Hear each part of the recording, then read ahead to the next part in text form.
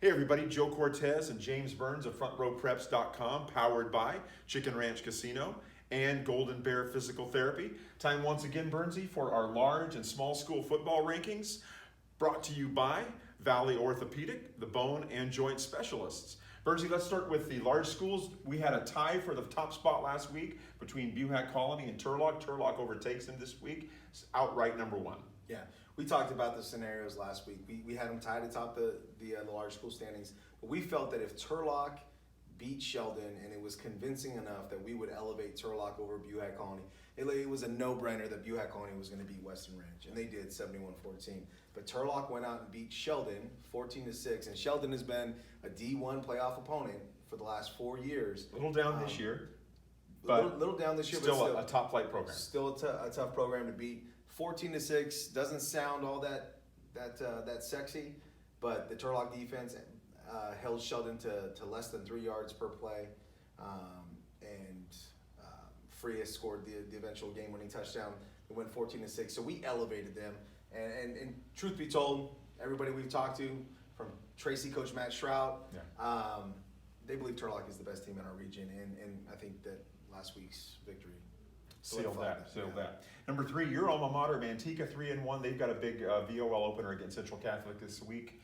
And then Oakdale, another Valley Oak League team, comes in at number 4. Yeah, coming after last Friday's games, and some of the results started trickling in, and obviously Downey took that tough loss to Escalon, which is we'll talk about them in a minute, at the top of our small school team. We felt that after Turlock and Buhack, really, there was just a mix of teams. It was chaos. That you could plug and place any which way you wanted to. We felt like ultimately Manteca beats Tracy. That's a quality win for the Buffaloes. They're 3-1. We jumped them to number 3. Penalized Oakdale only 1 spot for their loss to Palma, which is a quality program. Traditional powerhouse. Only penalized them one spot. They're down to 4. And then Downey only penalized 1 spot. Really, I mean, you could make the argument that maybe Central Catholic still at 0-4 is the 5th best large school team in our area. You can make a play for Patterson coming up from 7, but we're going to leave Downey here and see how they rebound and bounce back. They've got a tough road game in Oakland against McClymonds this week. Moving over to the small school top 5, Escalon stays at number 1, solidifies that number 1 after a big thrashing of a large school opponent last week.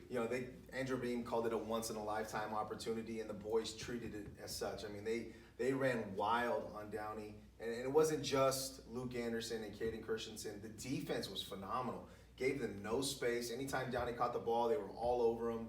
They tackled. And like Beam said, and some of the other coaches, and we just basically trusted our front 4 against their front 5. We felt like our 4 guys could beat their 4. That really, that was kind of the attitude of the whole team. You think about a small school team coming up and playing a large school opponent. They just believed in their stuff. Mm-hmm. And they believed in their work in their weight room. They believed in the playbook. They believed in the game plan.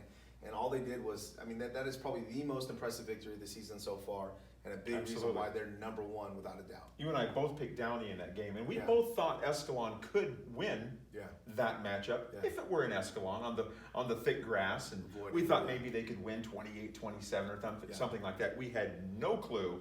A 49-20 thumping was on the horizon. Number 2, Ripon. Number 3, Hillmar, also Trans-Valley League members. They've got a big matchup this weekend at McSweeney Field in Hillmar. Yeah, game of the week for us.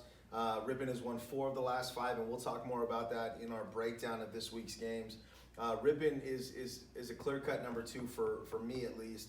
They beat Calaveras 24-0. Danny Hernandez with 3 touchdowns. They've been impressive with a roster of only about 21 guys. They've been super impressive so far. Hillmar picked up career win number 150 for Frank. Congratulations, Coach Frank Marcus. Yep. Amador 3-0 at number 4, and then RC had a bye week last week. They're sitting at number 5 and getting ready to start their title defense in the Southern League. Amador's got a long road trip, maybe the longest road trip of the year, and heading to Washington this week to take on Meridian High School. You and I will be in Hillmar for this matchup, like you said, our game of the week. Trans-Valley. It's always a game of the week when the Trans-Valley it's that time class. of the season. It's that time of the year. Yeah. So that's a look at our top 5 in each of the large and small school pots here in the Front Row region. For the complete top 10, be sure to visit FrontRowPreps.com. For James Burns, I'm Joe Cortez. Thanks for stopping by.